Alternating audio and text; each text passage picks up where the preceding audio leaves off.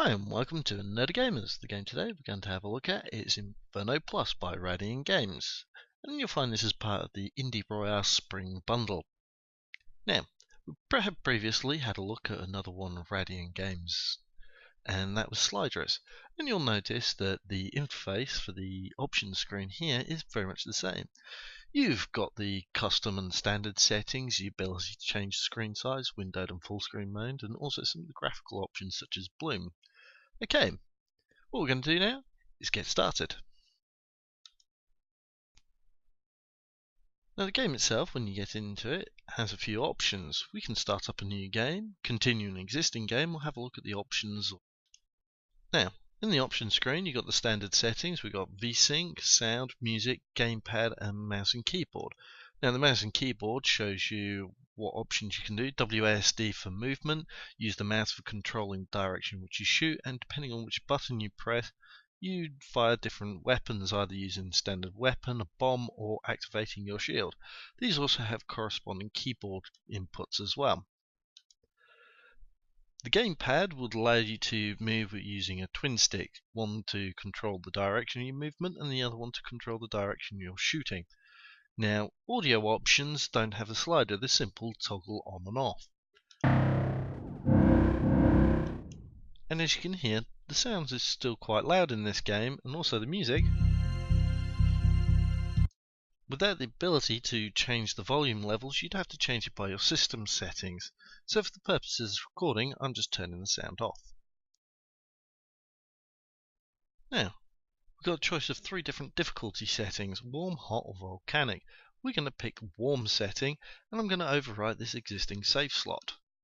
Now, as you can see, we've got 4 types of characters that we can choose from: the Defender, the Annihilator, the Juggernaut, and the Blade.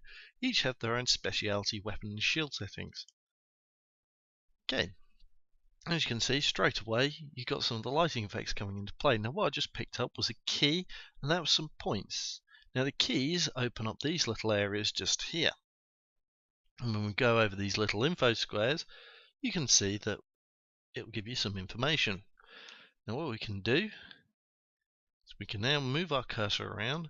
If you hold down the left mouse button, we shoot. We hold down the right mouse button, our shield activates, but there's only a limited amount of time that our shield will work for. So what we can do is you can use the shield to become totally invulnerable to any attack. We use that to make sure that we don't get damaged by these shots. Now up on the counters on the left hand side in the corner, as you can see, we've got 3 sections. Got the key, the symbol next to it, and another one. Now the middle one of the 3 is the bombs, and that will show you the total counter. And the next one is the drones. Now drones add a little extra shot, and you can keep collecting them. If they get shot, they get destroyed. So you can pick up numerous of them to keep additional firepower around at all times. Now, as you can see, I'm not really taking any time to shoot anything, and just skipping through using the shields. Now, on completion of the level, we can get an upgrade point. This just tells us that we need to go over to the shop and press spacebar in order to enter the shop.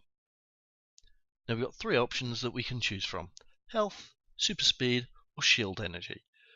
You are able to unlock more. Now for instance, if I was to unlock the electro shield, as you can see, my total score is 4,400 at the moment. When I select this, my score drops down to 3,400. When I click on it, I now used up my upgrade point, but now gives me the electro shield. Now if we exit the shop, as you can see, new particle effects are happening on my shield.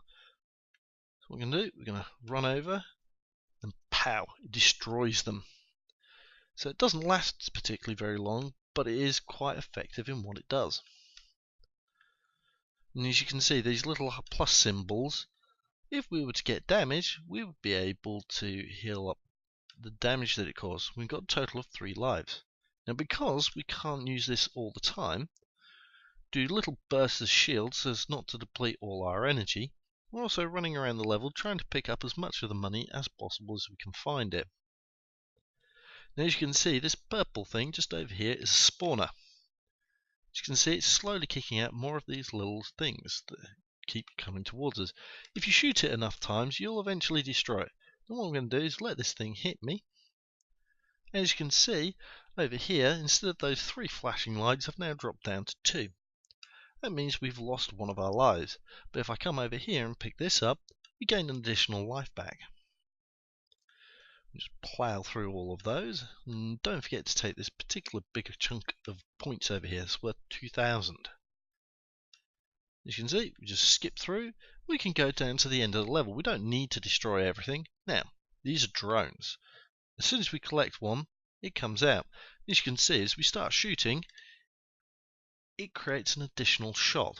It just adds a tiny little bit of firepower.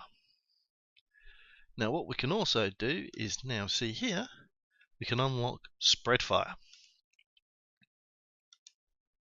So now when we shoot, we get a little extra spread to our fire.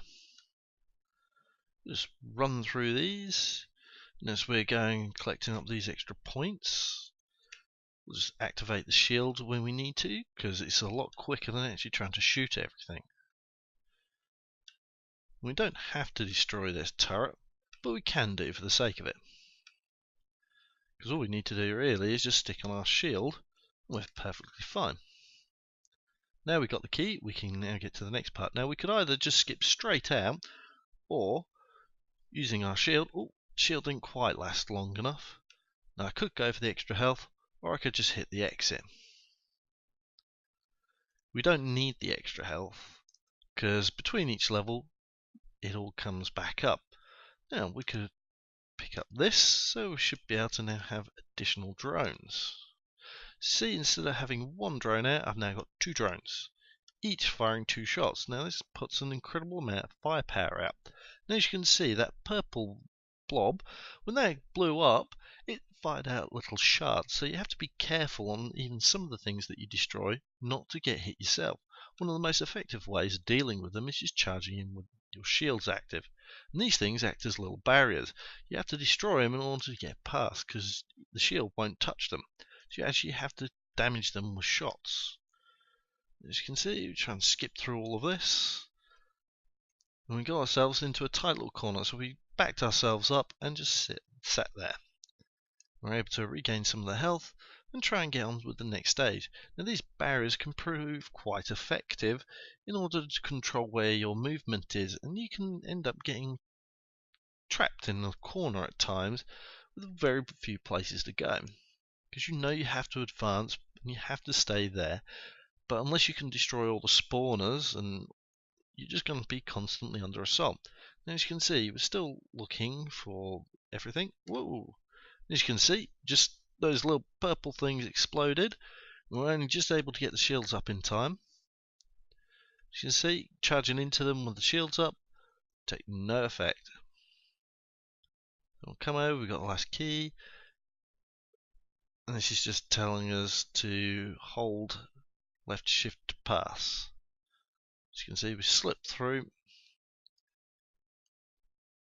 I'm just going to go through. We can't have it on for too long. And there we go.